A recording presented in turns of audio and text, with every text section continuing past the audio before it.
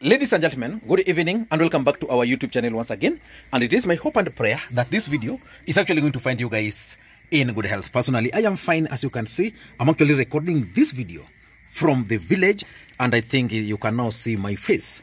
Ladies and gentlemen, I didn't want this year to end without talking about a subject that you guys have actually requested me to talk about. Is Kalonzo Musyoka broke to mount a serious presidential campaign in 2027?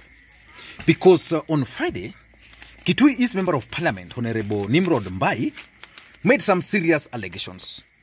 According to Mbai, Kalonzo Musyoka is too broke to mount a serious presidential campaign. And that if Kalonzo Musyoka were to campaign, it would only take him 4 days to run broke. This is what the story is saying. Let me just quote it in the way the media has reported it, because I want to talk about this story because it actually shocked me. Kitui East Member of Parliament, Nimrod Mbai, has urged Wiper leader Kalonzo Musyoka to shelve his 2027 presidential ambitions and instead rally behind President William Ruto, who will be seeking re-election. Speaking on Friday at his rural home in Nzouni, the UDA-allied MP took a swipe at Kalonzo, claiming he lacked the financial muscle to fuel a presidential campaign like his competitors. Just listen to what he's saying. He downplayed Kalonzo Musyoka's political influence in the region, saying that the Kamba community risks being in the opposition again should it be persuaded to support Kalonzo. The truth is, that is not true. Kalonzo has a lot of sway in Ukambani. Let me read the part where he's quoted in verbatim, because he spoke in Ukambani. He's quoted in verbatim to have said, he cannot win the presidency alone, which is okay. The seat requires someone to spend heavily and traverse the country like Ruto. But if Kalonzo traverses the country for 1 week, like Ruto, he will be broke by Thursday and then give up. Kalonzo cannot run a presidential campaign for 1 week. Actually, he will run broke on the third day. I am not convinced that he can make any meaningful impact. Do you agree with Mbai? Because for me, I am totally in disagreement with Mbai. Being broke and being able to raise campaign money are totally different things. So in this video, I want to explain to you guys the latest strategy which the UDA leaders are actually using to dismiss Kalonzo Musyoka's presidential bid. Because the other day, you also had none other than the former senator from Machakos, Johnson Muthama himself, claiming that Kalonzo Musyoka is broke and cannot run a presidential bid. But before we get into all those details, in case you're watching this channel for the first time, please take a second or two, click that subscribe button so that next time we produce a video like this, YouTube will automatically notify you. And to the subscribers, I want to continue thanking you guys for your continued support, because without that support, this channel cannot be where it is. I know it's just a few hours to next year. Ladies and gentlemen, tomorrow, it's my hope that we'll still converge here to dissect politics. In fact, unlike last year, this year, tomorrow we are beginning with the analysis about Maina Njenga and how Rigathi Gachagua and William Ruto thwarted his rally and the motive behind the decision to lock Nyeri and brand Kikuyu youths as Mungiki. Ladies and gentlemen, why do you think Kenya Kwanza believe or are advancing the narrative that Kalonzo cannot fund a presidential campaign? If you ask me, if there's one individual who can easily raise campaign money, then that guy is none other than Stephen Kalonzo Musyoka. I've always opined on this platform that the presidency is not about an individual. You might have the money. Someone like Aaron Mwau had the money, but without any impact. The truth is, several factors can determine whether a presidential candidate can have the money. Number one, which is very important, is the people supporting that candidate. For example, if today Uhuru and Raila were to agree to support Kalonzo Musyoka, I can assure you they will carry Kalonzo Musyoka on their back. Uhuru has the money, he can finance a presidential campaign. Raila has the money, he has financed his presidential campaign severally. The truth is, with the support of Uhuru and Raila, there's also the high chance that money bags will pump their money in that campaign. Money bags will always pump money both sides because they'll see the potential. I'm also convinced that there are several other Kamba billionaires who would want to pump their money in Kalonzo.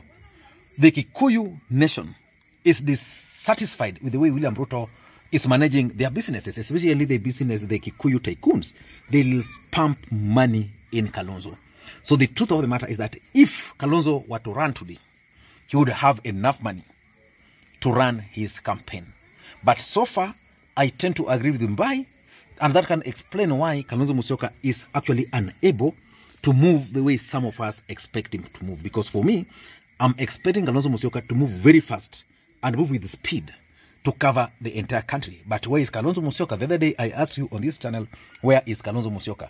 But why do you think UDA and Kenya Kwanza are keen on portraying Kalonzo Musyoka as someone who is broke, someone who cannot fund a presidential campaign, someone who cannot run alone? Why do you think they are doing that? This statement by Mbai, if you ask me, is something that has been discussed within UDA party. Mbai come from Ukambani. Ukambani is fully pro-Kalonzo. The day Kalonzo will be nominated as Azimio presidential candidate, even if Kalonzo will not have money, the entire Ukambani will rally behind him. So why do you think Kenya Kwanza in peace are dismissing Kalonzo Musyoka's ability to raise funds for his campaign? Number one, it is their strategy to dismiss Stephen Kalonzo Musyoka's presidential bid. The idea behind that is simple.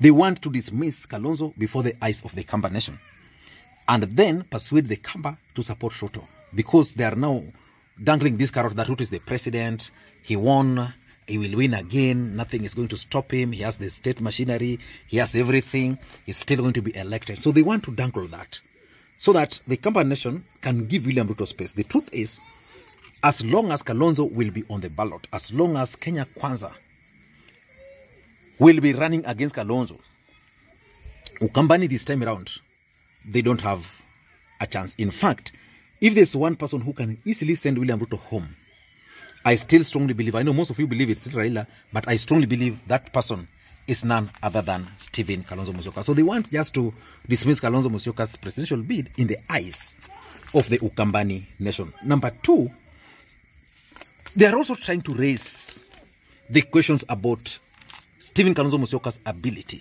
to raise campaign money. Let me tell you this. Just like I explained, the day Kalonzo Musyoka will be nominated as the Azimio presidential candidate, that will be the day these guys will realize that Kenyans are tired with Ruto. As a matter of fact, Kenyans can actually fund any campaign that will send William Ruto home. For the first time, we are going to witness Kenyans contributing money during rallies just to send William Ruto home. The hustlers themselves will be raising money to send Ruto home. So the question about trying to suggest that Kalonzo cannot run, cannot raise enough campaign money, for me is neither here nor there. It's just their strategy of trying to demean the person of Kalonzo Musyoka. Kalonzo Musyoka served this country as a Minister for Foreign Affairs. He made networks. So if he were to run, he would easily get that money. Number three, if you ask me, in my view, it's about trying to push Azimio to front Raila again. Because there are those in Kenya Kwanza who believe that Ruto can still defeat Raila. That as much as Raila Odinga is powerful, Raila Odinga does not know how to win, how to finish the race. With Raila on the ballot, they can rally the Kikuyu nation. If Kalonzo were to be the Azimio presidential candidate, the Mount Kenya equation for Kenya Kwanza is going to shift completely, because they are not going to have a narrative. They are not going to have an agenda for the mountain, which is normally Raila Odinga. They will not have an agenda to rally Mount Kenya against. So that's why they are trying to persuade Azimio in a very clever way that it's only Raila who can win. Nobody else in Azimio can defeat Ruto. It's only Raila. The truth is, Raila Odinga can easily defeat Ruto. But if you have Kalonzo, the mountain will dump Ruto like nothing else. And lastly, these guys are trying to reduce Kalonzo Musyoka to a mere Kamba leader. That is what they are trying to do. I'm not sure how they are going to succeed, whether they are going to succeed, but they are trying to reduce Kalonzo Musyoka into a mere Kamba leader who cannot campaign beyond Ukambani. I don't know what to think. In your honest opinion, do you think Stephen Kalonzo Musyoka can actually mount a serious presidential bid in 2027? Let me hear your thoughts. Until next time, this is Makwiny. Let me also take this opportunity to wish you a happy new year. Tomorrow we are beginning, and it's going to be big, bold, and more forceful. Makwiny here. Bye bye.